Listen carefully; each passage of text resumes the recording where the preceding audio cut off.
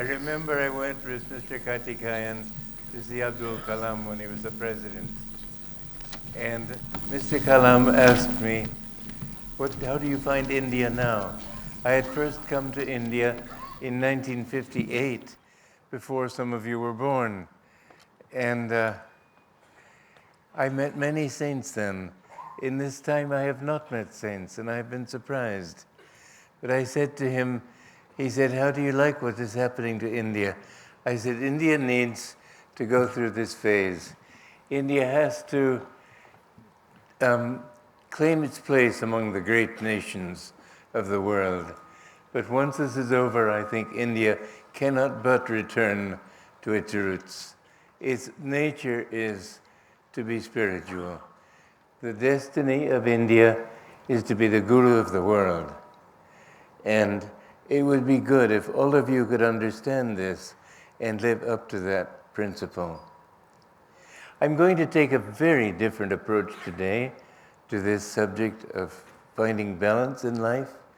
Usually think, well, balance means I must do my work, I must go have my dinner, I must all the different things people do. I'm not going to talk about that. I'm going to say that Dvaita is the principle on which God created the whole universe. And there is no balance. Dvaita is the balancing agent. There's no balance without that. There has to be that balance. When God manifested the universe, he manifested it out of himself. This is the extraordinary thing that India's teaching has given us. Sanatana Dharma does not mean Hinduism. Sanatana Dharma is the eternal religion which has to be the same religion, even the most distant galaxy and the most distant planet in that galaxy.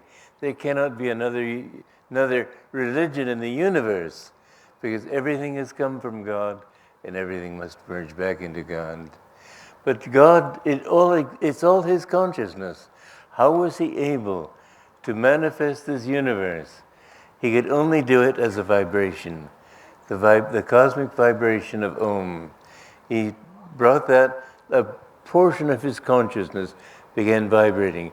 Where you have vibration, you have movement in two opposite directions from a point of rest in the center. And the more you go into that movement, the more the more lack of rest you have, the more restless you become. So as a swing, if it swings this far, it has to go this far back. If it swings this far, it has to go this far back. And so with the reality of this world, the farther we swing out of contact with the infinite spirit, the more we have to swing back into the opposite end of that, so that for every happiness there is a sorrow. For every joy there is a suffering. For every light there is darkness. For male there is female. For everything it has its opposite. It cannot exist except in opposites. Thus it is that if we want to find balance in our lives, we don't want to go this way, we get completely out of balance when we go too far from our center. We must bring things back to that center of the divine within us. And this center is achieved in several ways. Neti neti, they say. Not this, not that. There's a delightful story about a man in boot camps, as they called it in America, where soldiers went to learn how to be soldiers before being sent to the World War theater in World War II.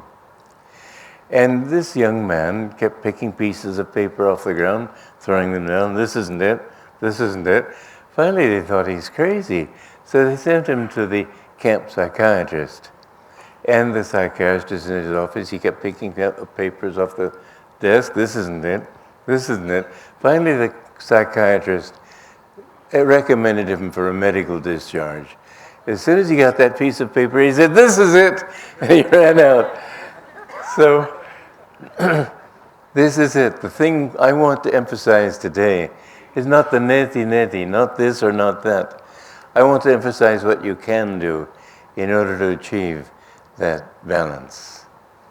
I remember one time, this last song that you heard, in fact, though green summer fade and winter draw nigh, my Lord, in your presence, I live without fear. There was a man at Ananda who always was criticizing Ananda. And finally we said to him, do you feel you have to keep criticizing everything? He said, well, I think it's good for the community to have a gadfly. And we said, well, okay, that may be true, but what is it doing for you? And we said, look, you haven't paid your dues as a member for all the time that you've been here. You've been here 12 years. That's long enough. We're going to have to ask you from now on to start paying the dues that everybody else pays. He said, what's the alternative? You'll be asked to leave. So he was asked to leave. And he came to my house to tell me what he thought of me. And for 1 hour, he went into this long tirade. My music is absolutely ridiculous. My books are no good. I'm no good. Nothing is good. He talked like this for 1 hour.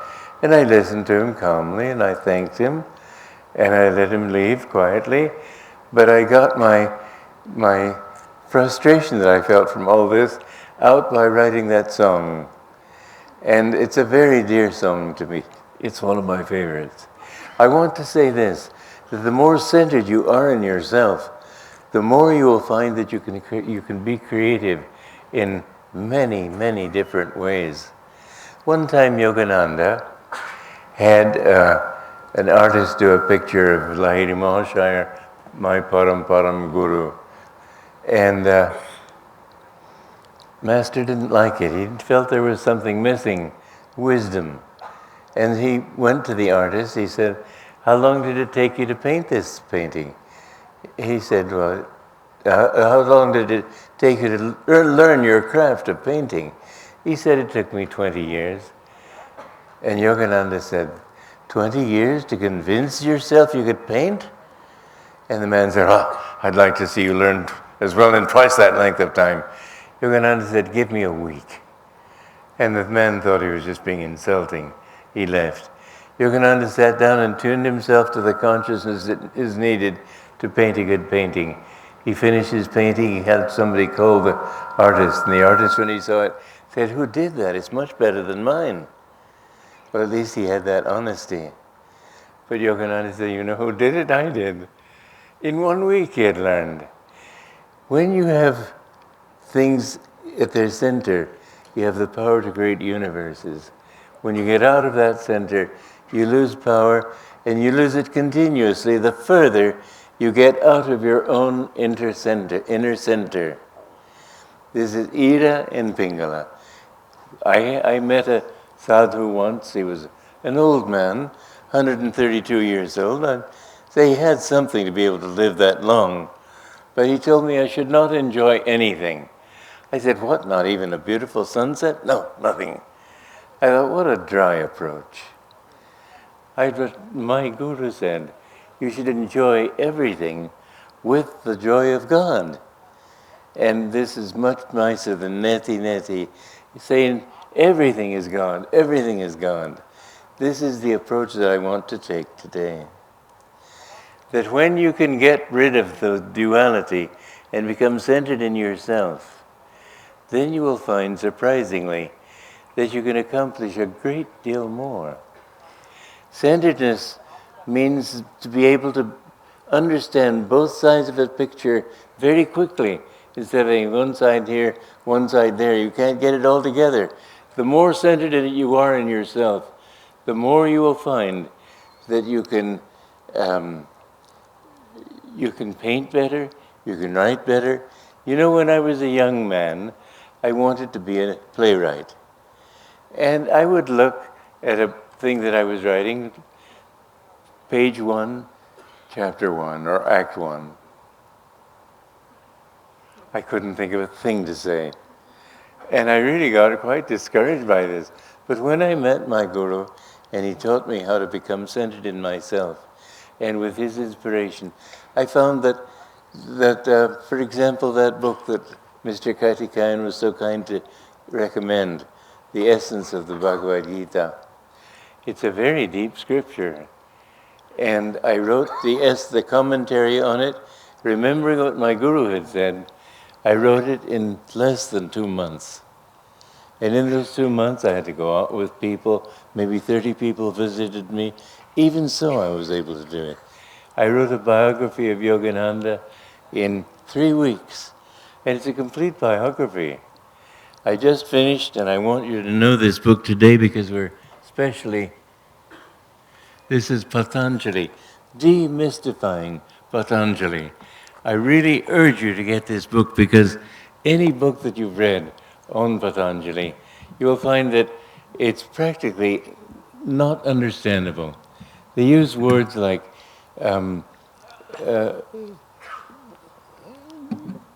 mind stuff. What do you make of mind stuff? There's so many expressions in books on Patanjali that are just intellectual hodgepodge. And I never could read Patanjali, just frankly, it bored me.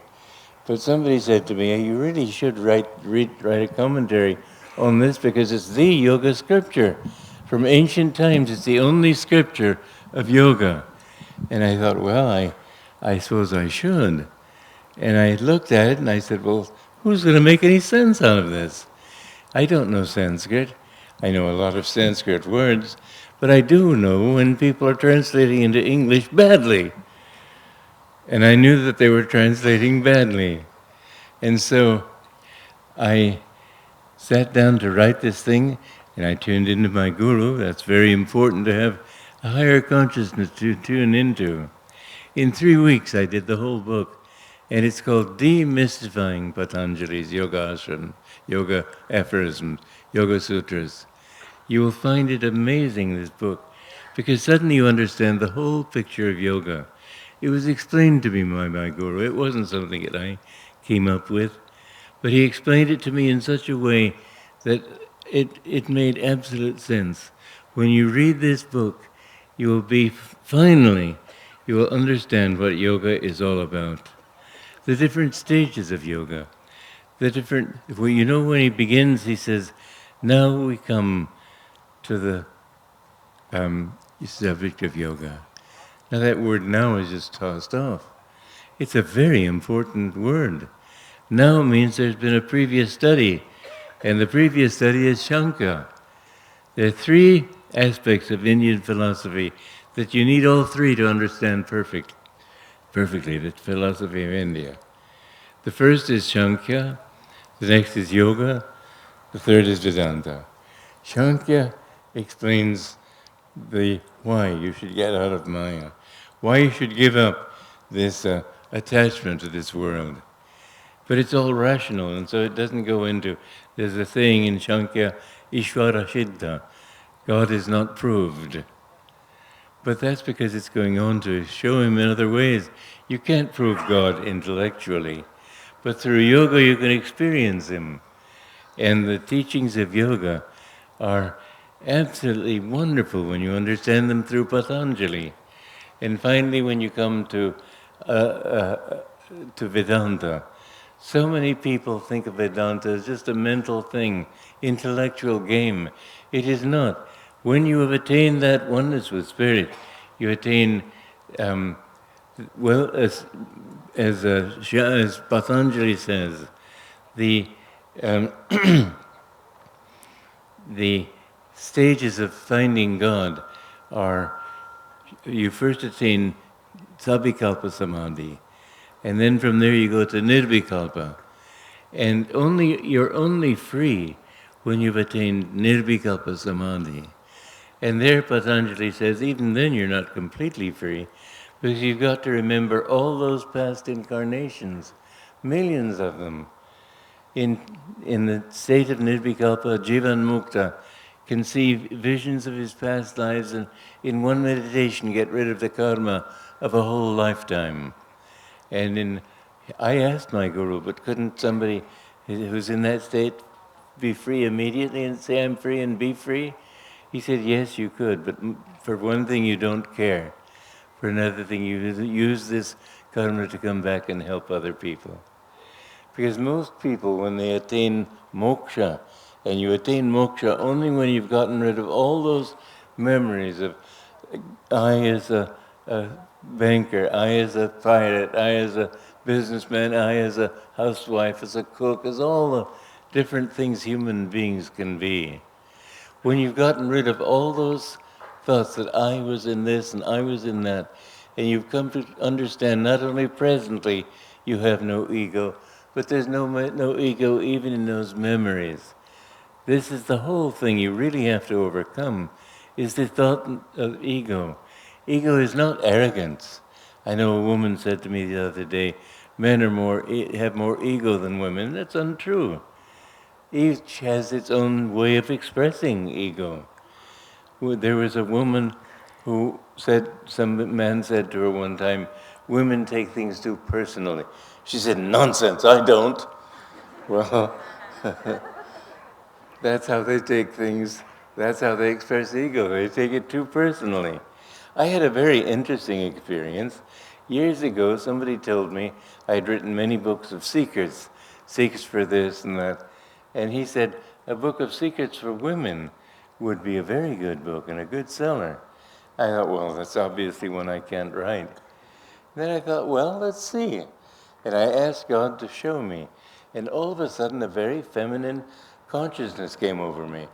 And I, in half an hour, wrote the whole book. And it took me about half an hour to get rid of this hypnosis that I was a woman. But it's a good book. But you find that men and women do have these differences. Men are more intellectual, women go more by the heart. Men pick things apart, women put them together. I prefer, in a sense, the feminine attitude because it goes by the heart.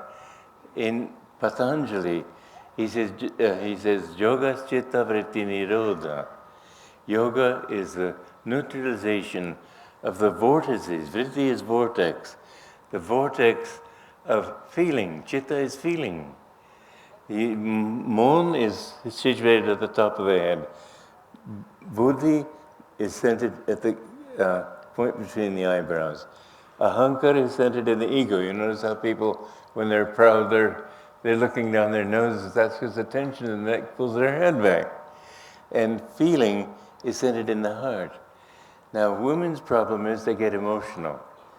But if you can get your emotions under control and see things calmly, many times, for example, a man has had his wife say to him, I don't like this new partner.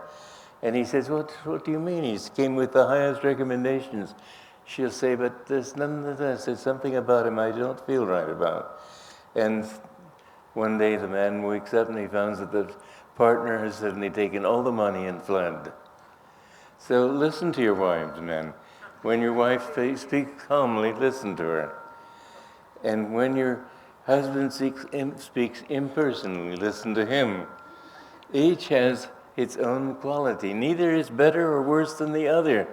At Ananda villages, we have no conflict or contest. We have as many women in charge as men, because each has its particular gift. But we must learn that these two must be balanced together. And how do we do that balance? I'm going to give you an interesting thought here.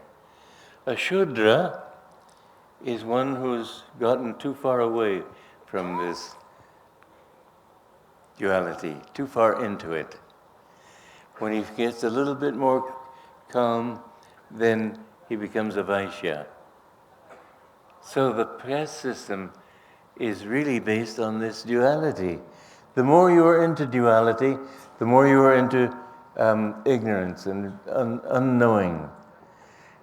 Krishna says that the worst of sinners, if he steadfastly meditates upon me, quickly comes to me. This is to say that you are not your caste according to how you were born.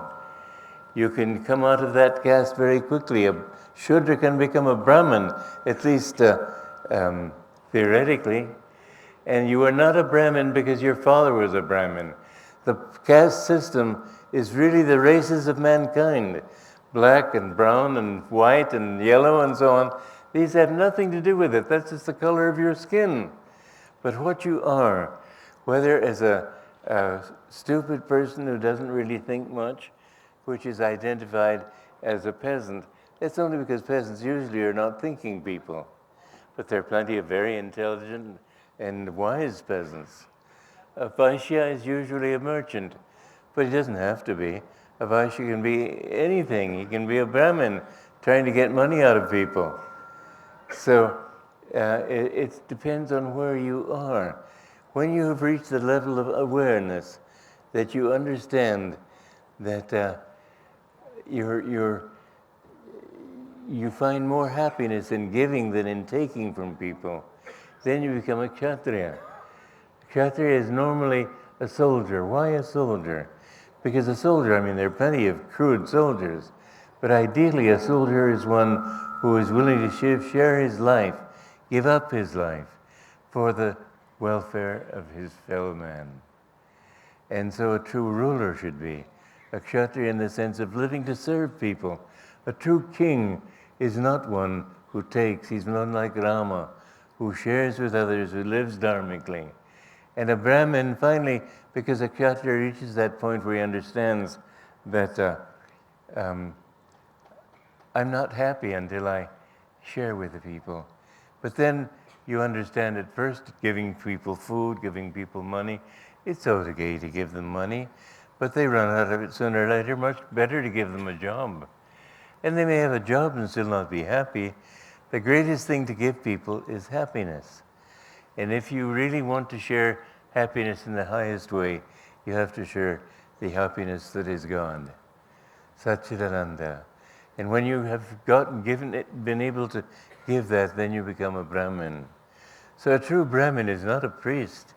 He's somebody who wants to share God with other people and to share that bliss with other people. When you have this balance within yourself, then suddenly you see things in a very different way.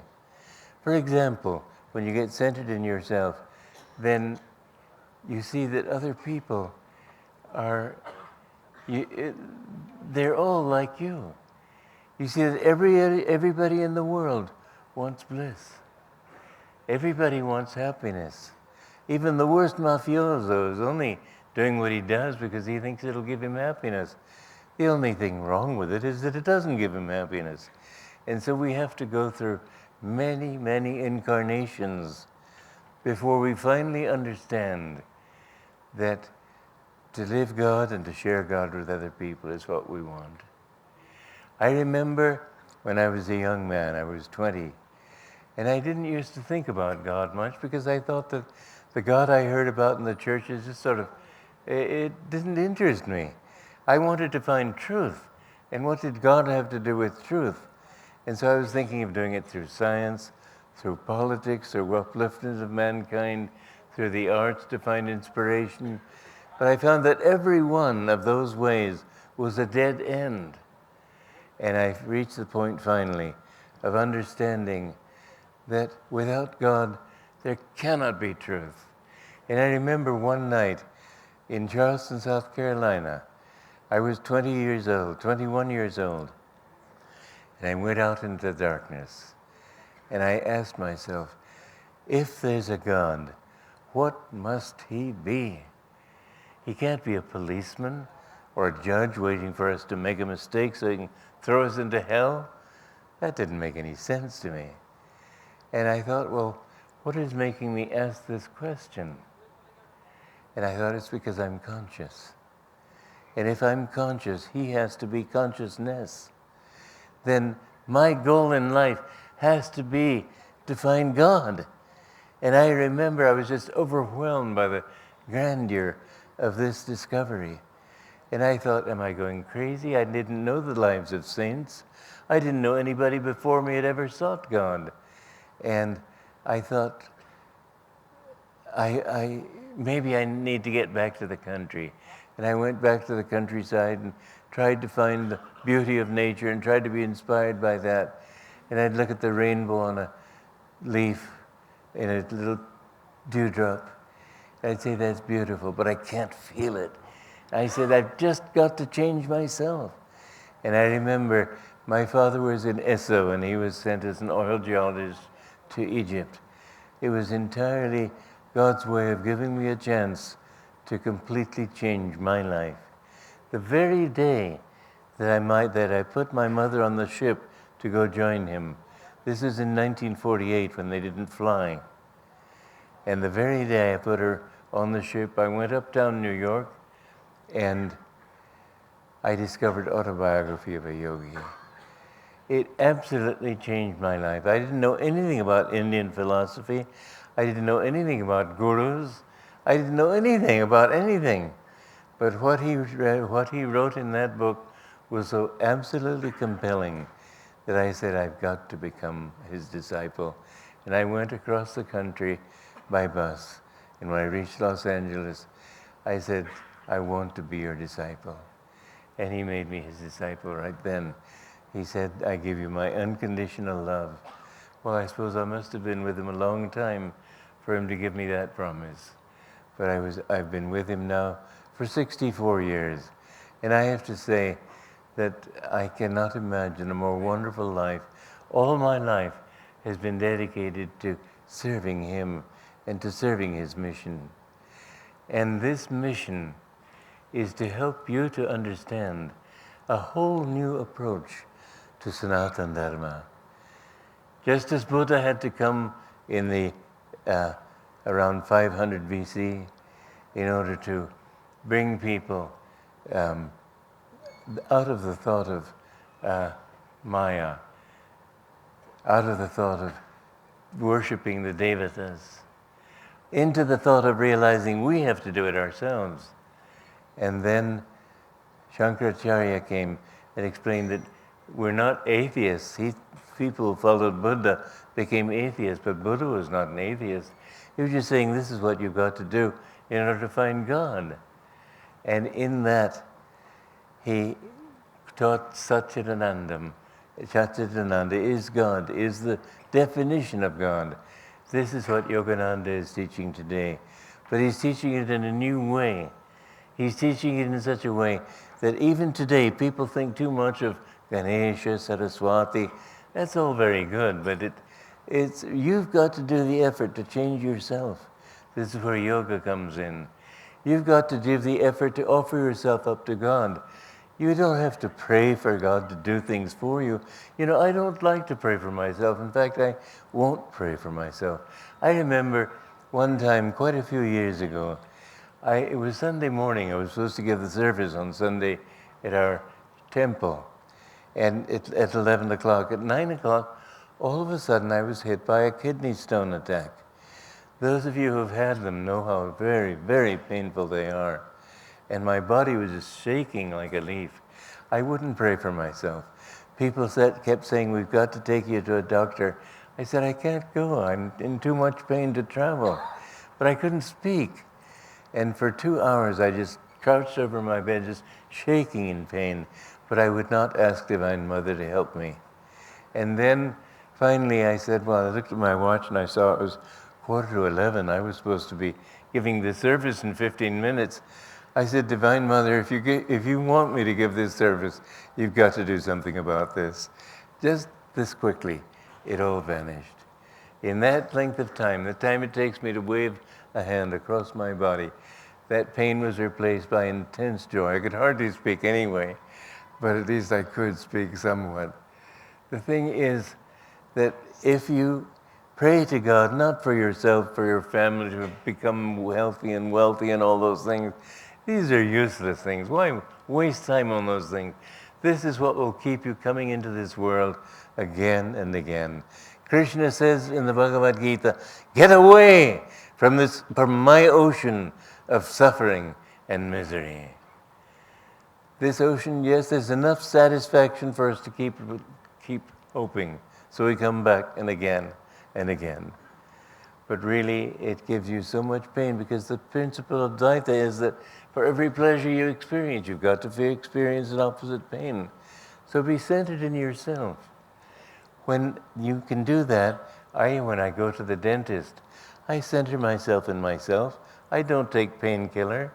I just sit there and the dentist drills away and he may be sweating thinking of my pain, but I'm not feeling pain. Really, I'm sitting there composing music or working out some point of philosophy in a book of mine. But I have found that when I'm centered in myself, I don't feel pain in the same way.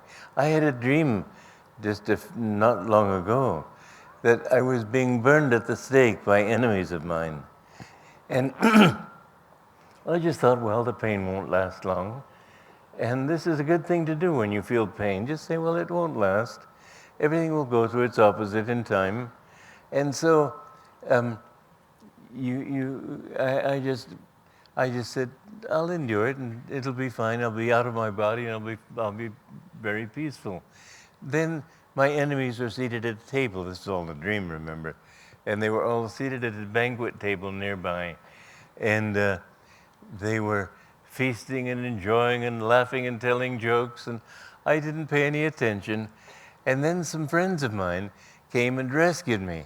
And they put out the fire and took me away. And I thought, it's all the same to me. If you can reach the point where everything is all the same, whether it's pain or pleasure, when things go right, don't do like people in TV ads who they've got a new kind of dress or a new kind of cup of coffee or whatever, and they're jumping up and down. Don't jump up and down, just be calm. When things go well, all right, but they won't continue. And it may seem like a gloomy approach, but this way you won't get hit when it does change. You'll always be calm and even-minded at all times. And the thing is that then you don't become indifferent. Your life doesn't become a bore for you. Quite the opposite. Then you find constant inner joy that nothing can touch. See, there's the joy of God, which never has an opposite, and the joy of the emotions, which are always going up and down. But when you have, the more you have of joy in yourself, the more your Ira and Pingala can be united. This is what the purpose of Kriya Yoga is. Through the movement of Kriya, you no longer see that sunset as this beautiful thing. You see it's your own ability to respond to the sunset and call it beautiful that makes you joyful. It's your ability to react to life that makes you feel good. And in this way, even the worst things can happen to you. One time, years ago, I bought a dictation machine. And the man recorded into it to make sure it was working, then he'd put it in my pocket. And I went to the Symphony in New York. And Raphael Kubelet, the worst of it was that I gave him Kriya in Australia years earlier. Anyway, he was conducting the symphony orchestra. And he reached a pause between two movements of the Moldau. And I thought, well, let's see if this thing works, not just as a dictation machine, but recording at a distance. So I pushed the button. I pushed the wrong button. Hello, testing, 1, 2. And this voice filled the whole hall. I was horrified. I had turned the volume up, and the conductor whirled around like this. But he got to 4 before I finally turned off the button, finally found where it was. Well, these supreme moments of embarrassment sometimes come in our lives. I hope you're never that embarrassed. But at the same time, I thought, with congratulations, this will make a great story to tell. So in everything, there's always some compensation. You know, Benvenuto Cellini, he was a famous sculptor and artist in Italy some centuries ago. And the Pope asked him to do a new sculpture for him. And Cellini said, you haven't paid me for the last one. The Pope said, never mind, do it now. And Cellini said, I won't. Well, you don't say, I won't to the Pope. So the Pope had all the power. He put him in prison. And Cellini later described this condition. He was in this dungeon. There were rats running everywhere. Everything was wet. His mattress was wet. He couldn't get dry. It was cold. And there was enough light up above for him to read 1 hour a day. So he read the Bible. And he spent the whole time praying. And after 2 weeks, when the Pope finally brought him out, he said, if you want to know what true joy is, then arrange to be in a dungeon with all the negative conditions you can imagine. Rats running over the floor, starving, no food, cold, everything wrong. But pray to God. And you will find that when you can pray to God in all circumstances, you will find the sheerest delight in doing so. I didn't know this when I first came to Yogananda, but I've learned this, and it's a very important thing to understand. You get so upset because little things go wrong at the office, because maybe you burned some food, maybe some little thing went wrong and a neighbor got angry with you for something. So many causes people have for getting angry. Absolutely useless. Don't get angry. We only get angry because things don't go the way we want them to. Give up wanting. You'll find that the more you can live centered in yourself, the more you can get rid of the desires that it be this or that, the more you'll find always you're at peace. But one trick to that is understanding that when you see a beautiful sunset, you're feeling the beauty and the joy of it in yourself. You're not feeling it in the sunset. A turtle could look at the same sunset and not feel happy, might think it was something to eat or something. You have this joy within yourself. Your reaction comes from here, not from out there. And so the more you can learn to react in your heart and understand that it's your reaction that does it, the more this is the Ida rising. Every time you see something you like, you know the breathing in this astral body is within the spine. They don't have lungs. They don't have air the way we do. But when you inhale in the astral body, energy comes up the Ida. And when it goes down through Pingala. And when these two become balanced, then you become entranced in deep meditation. So, learning to react to everything, make up your mind today, I'm going to enjoy myself. No matter what goes wrong, I'm going to enjoy myself as this world is. So that when you see things becoming difficult for you, just say, it's okay, I don't mind. You'll be surprised how much you can take if this world if you don't feel your happiness is outside. As I said, when I go to the dentist, I don't take Novocaine, I don't take painkiller. I just think of myself as centered here. And one time the pain was too great, and so my energy I had spread my energy out over the whole countryside. And then where was the pain? There's the one little body over here. It just didn't matter. Everything depends upon your mental resolution. And when you can live a balanced life, I'm not talking just balancing work with meditation, with all that. That's important, but it's self-evident. But you can be balanced in yourself by reducing duality to your own inner center. That is where God is. God is at your heart. This is why the heart, chitta, is the most important thing to overcome. When we can overcome this thought that we are pleased or displeased by anything, you find that you're always pleased. Again and again in my life. I remember when I was, this is before I even came onto the spiritual path, but I suppose I'd been born with certain samskaras. Anyway, I was 13 years old and I weighed 107 pounds. I was new in America and I had a very English accent. And there was a boy there who was 15 and he weighed 230 pounds, more than twice as many as I did. And he decided he didn't like my accent. In fact, he didn't like anything about me. And I remember him sitting next to me at the table and telling me what I was doing wrong. Don't you realize you should take your soup out of the far side of the bowl, peasant? And I just didn't say anything. I just ate calmly. He said, boy, am I ever going to get you. And I knew he meant it. We didn't have locks on our doors. And he came charging into my room later and threw me on the floor, on the bed, and just beat me up. And there was nothing I could do. He kept saying, I'm going to throw you out the window. I'm going to throw you out the window. We were 3 stories up. I just decided that there's nothing I could do, so I'd take it quietly, and after a while he became exhausted and left. But he never touched me again. If you are calm, even the greatest bully will leave you alone. He won't be able to get you where your heart is afraid. And the same is true with this world. As it tries to hurt you, if you remain untouched, it will not be able to hurt you.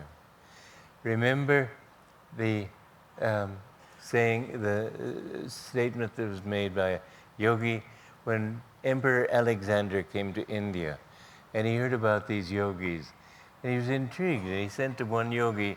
He said that my Majesty wants that you come to see him. If you come, he will cover you with riches. If you don't come, he'll take your head off. And the yogi said, if the riches he promised me don't mean anything to me. If he wants my head, he can have it. He's welcome to it. I'm not attached to this body. And finally, Alexander had to go to him. But when you are completely calm in yourself, you'll find that no matter what difficulties come, not only will you be calm, but another side of the coin will kick in. God will take care of you. You know, there's a very interesting thing that in the Second World War, when they dropped the atom bombs on Hiroshima and Nagasaki in Japan, ending the war, there were 2 spiritual communities living near the epicenter of both those cities, where those bombs fell. They were untouched, believe it or not. They were spiritual communities. One was Franciscan, the other was Jesuit. But the more you live in God, the more you love God and think of Him, the more He will take care of you. You don't have to worry about it. There's a book I read very recently about the saving power of angels. Same thing. It's all God's power finally. But this woman was going home, and just between her and her apartment, there was a man who was looking very uncomfortably at her. And she just prayed for help and walked by, and the man didn't touch her. But shortly afterwards, she heard a loud commotion, and she went out into the street. He had raped the woman who came after her. And somebody said, well, this woman came before, why didn't you rape her? He said, are you kidding with those 2 huge guys that are standing on each side of them? She didn't know any guys were standing near her. They were angels. You will find that angels and God will protect you. I had a very interesting thing told to me by an alpinist. He made many first ascensions in Switzerland, but on one of them, he studied for a while and he thought, well, I can go up this. But he came almost to the top when he found there was a ledge there. But after that, it curved outward. There was no way he could climb up. There was no way he could go down. It was difficult enough to come up.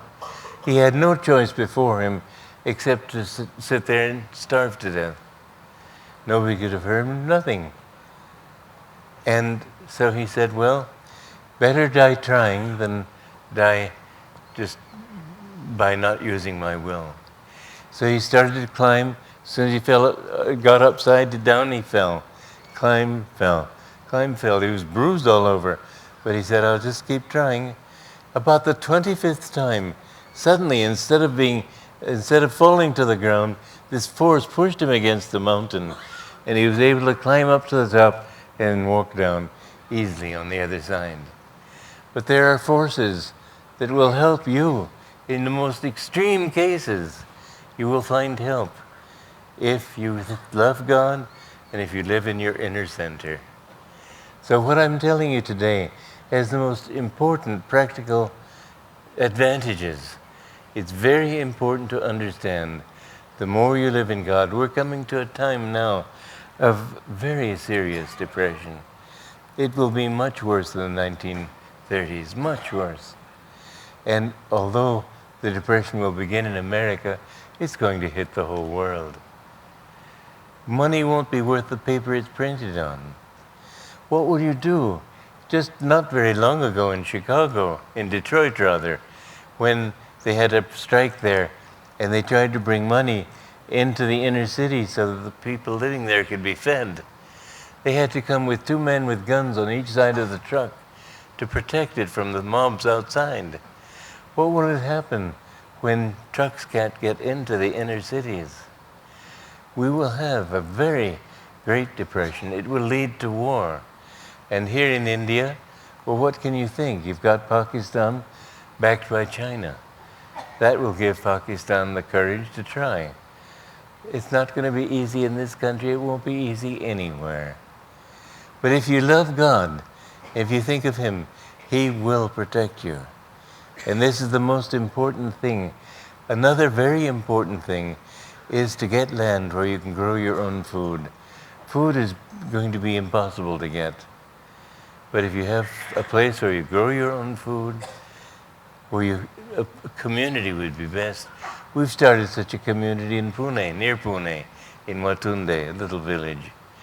And I would urge you to come and live there. And I would like this to be the first of many such communities. Yogananda said that in time, this community's idea would spread like wildfire throughout the world. When people are starving, that's what they will do. Either that or they will starve to death, and there are going to be many people who starve to death. But it will be possible.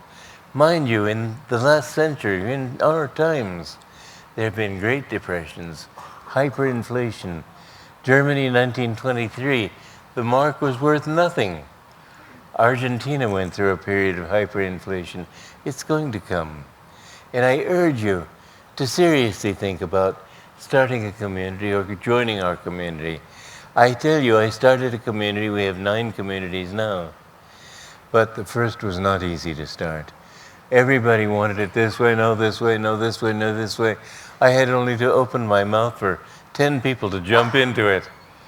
But now that we've established, and it has certain principles that it follows. One is that people are more important than things. And the other is yata dharma stata jaya. Where you live according to dharma, there you will have victory. And I lived according to dharma throughout those years of getting it started. And I find now that we have a wonderful community. People who go there are overwhelmed by the kindness and cooperation they meet everywhere. If you have a village of 1,000 people, and each one is competing with others, each will have 999 enemies. If each is cooperating with the other, you'll have 999 friends. This is what we have in our Ananda communities. This is what I would like you to see. If you start a community, base it on this community, a system that works. And then you can say to newcomers who come, this is the system we're following. Take it or leave it. It's easy that way. It was much easier starting other communities after the first one was started. But above all, come to us and help us to get started on this community. You will find that it's a wonderful way of life. Everybody is your friend. Nobody is unkind. Everybody is peaceful and loving and happy. This is how life should be.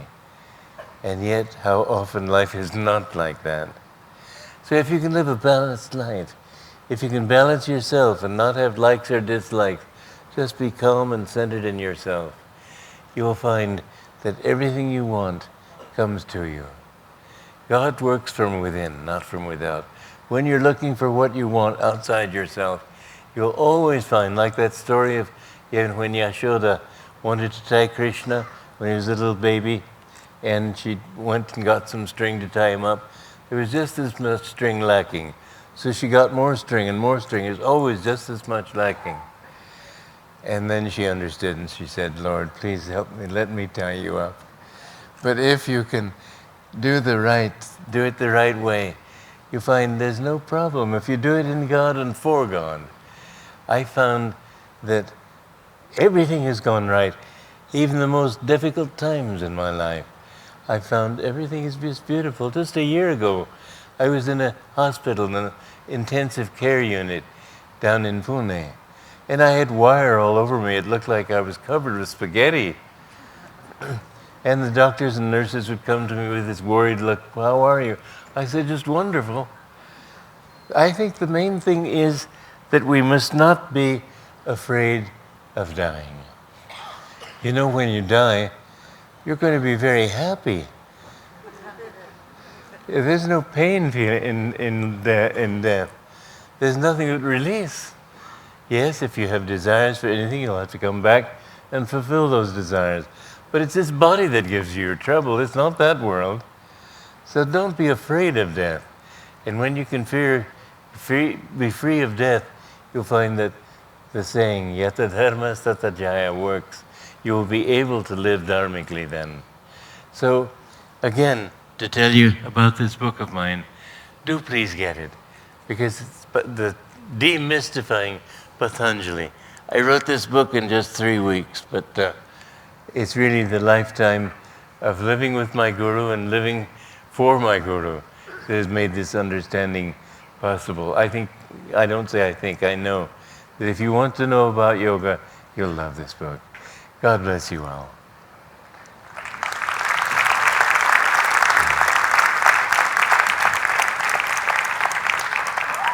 We have the choir singing, if you'll come up here.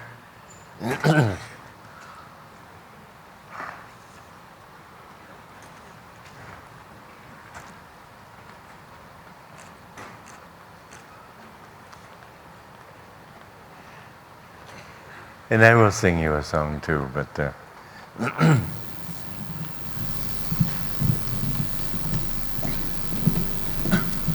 you want to sing first, Swami? yeah, no, you sing first.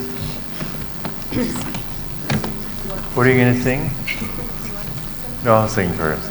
Okay, sorry about that confusion.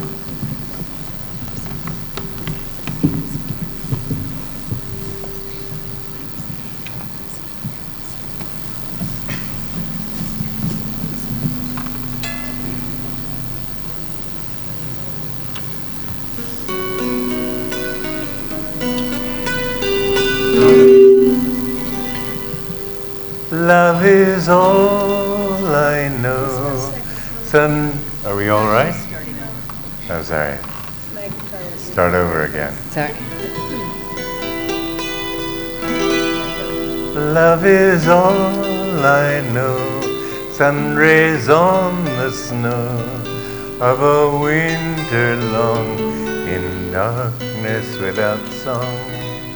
Oh, my heart's afire, burning all desire, only you remain and light again.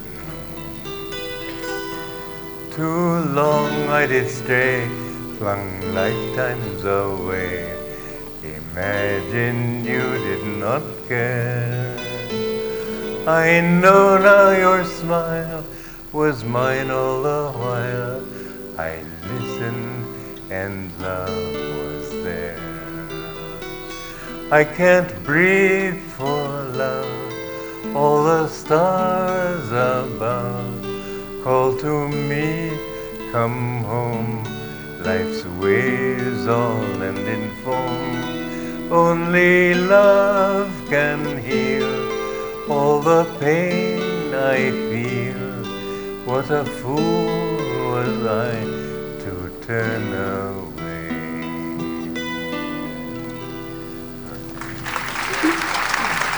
And now please stand. Now we'll sing a song that I'd like everybody to stand for.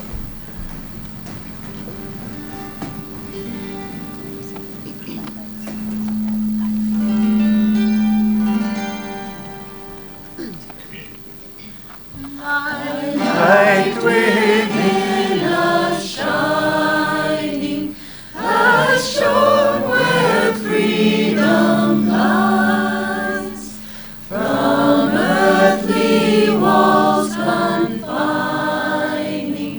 to soar in spirit skies. How oft like sheep we've strayed apart, now guide